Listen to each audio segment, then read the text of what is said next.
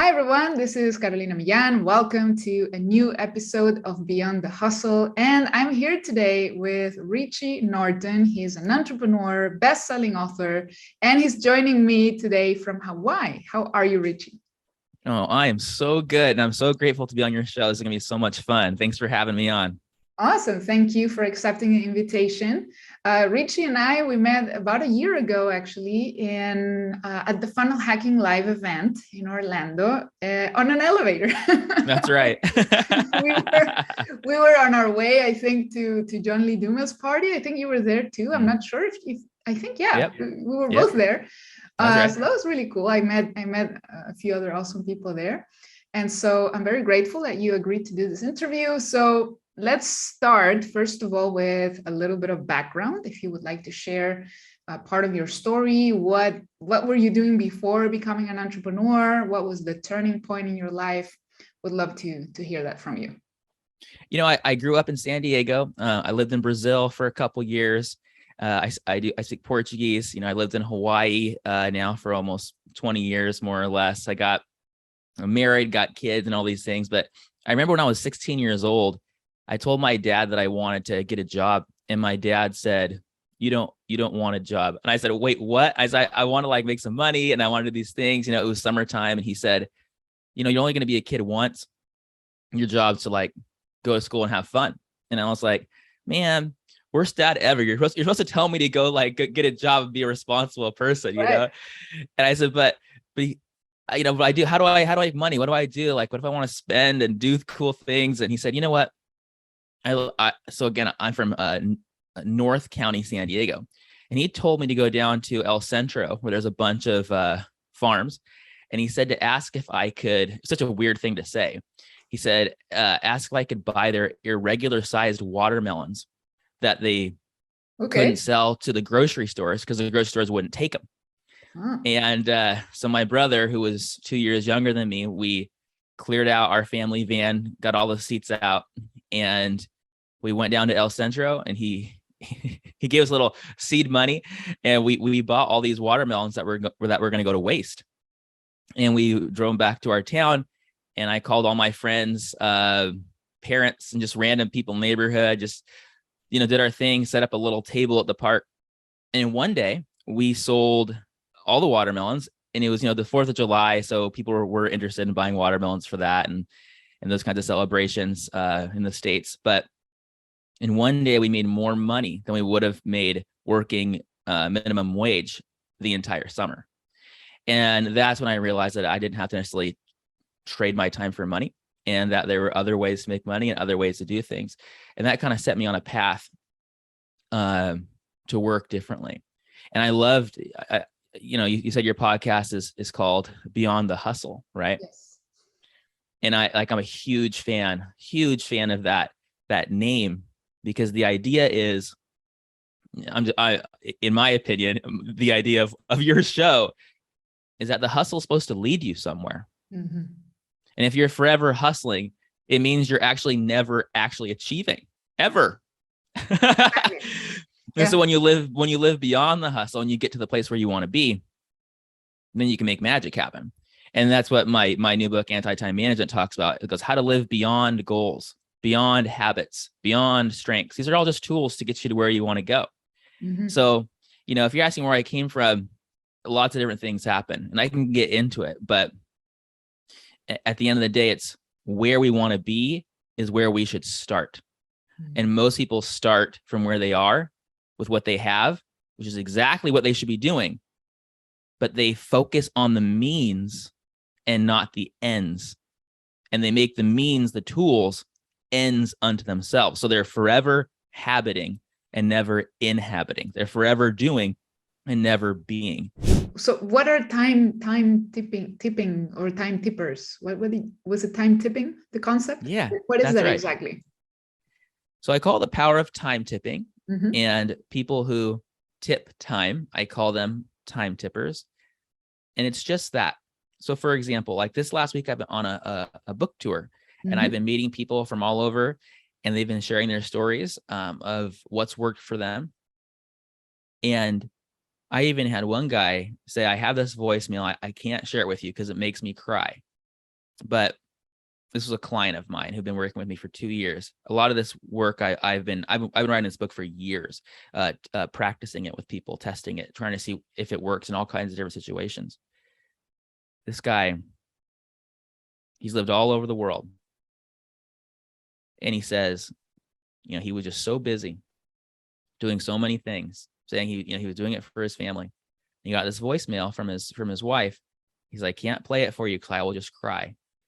But his wife just says, over the last 2 years, you've been there for the kids. All the things we wanted is working. We're making more money than we ever wanted to make. You see, all the things he was working for became real when he started working from them, not towards them. Mm-hmm. Time tippers take the future and make it their present. So you go, well, that's impossible. How do you do all these things? Well, what's the job of your job? Because it's not a business thing. We don't work for work's sake. We work for something else, always. Yeah. What is that thing I'm working for? You make decisions from that thing, not toward it. So I keep using family and time and travel, but it could be anything. In fact, somebody who does want to work more or work on something else could use these same concepts to work more, or work on some other project that they really, really love. So when someone works in a nonprofit, a lot of times, which I have done, they have a lot of meaning, but no money. And then they experience something called mission creep or mission drift, where they end up spending more time trying to raise money than they do helping the people they hope to help. Then on Wall Street, you have something else. This isn't fact for everyone. Everyone's different. But on Wall Street, you have all these people that are making all this money, but they don't have any time for meaning, and they get burnt out real quick. The sweet spot is money and meaning. So if you decide, I'm working for this thing, the job of my goal, what's the job of my goal is this thing. You do that thing and then make decisions to support it. That is different than saying, what's the job of this thing? I'll start way back here and do 10 steps. And on the 11th step, I'm going to get it. How often do we take 10 steps and actually get the 11th? Almost never.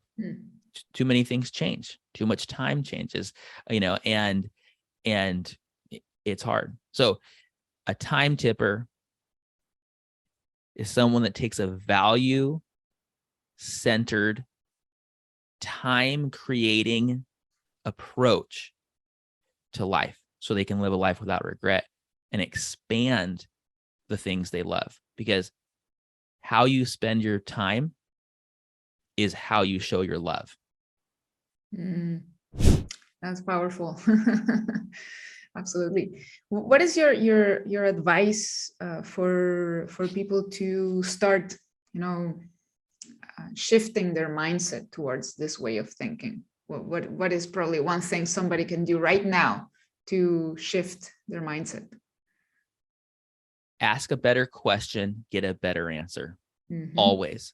Every time you feel like you can't, ask a better question. So instead of saying, I can't do this because, your brain will say, you're right. It just will. And then it stops thinking about it. And your brain is smarter than you know. But if you start thinking algebraically, how can I do this thing without this bad thing happening by next Tuesday? You won't have the answer immediately, but it creates space.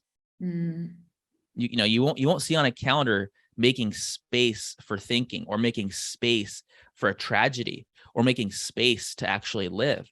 A full calendar is an empty life. An empty calendar for a responsible person means everything's been handled. This is crazy talk. That's why someone can be flexible, because they have autonomy, they have availability, they have the ability to make it happen. So to be very specific, someone needs to ask themselves this question. If it were 2 years from now, what would have to happen for me to feel like I'm happy and successful with my progress? And then you start seeing all these pictures in your head of the way you wish your life would be in 4 ways: personally, professionally, people, and play. And if you identify those 4 main goals, it becomes your North Star. So every decision you make is, does it help me make this happen? Or does it pull me from it? If it pulls you from it, it doesn't mean you don't have to do it. It just means now you're conscious of the fact and you stopped lying to yourself that all these things you were going to do were going to get you there when it won't. And you got to let me put this into context. Imagine who you were 10 years ago. 10 years ago. As we record this, it's 2022. Imagine yourself in 2012. Yeah. Different person, different thought patterns, different goals, different income, different circumstances. The funny thing is, we don't even want our 2012 selves. We don't want that person. So we irrationally say, now think 10 years in the future. We irrationally say, who do I want to be in 2023? Because I'll tell you this, in 2023, we're not going to want our 2022 selves anymore. But if you already know what you want in 2023, then you say, I'm going to be, not I will do, but I am that person now. And then you can make those things happen over the next 2 years, 6 months. A lot of them immediately. You tipped time. Saved yourself 10 years of working towards something you don't even want in 10 years. It's magic. Yeah, because you don't know who you're going to be. You don't know your future self. That's right.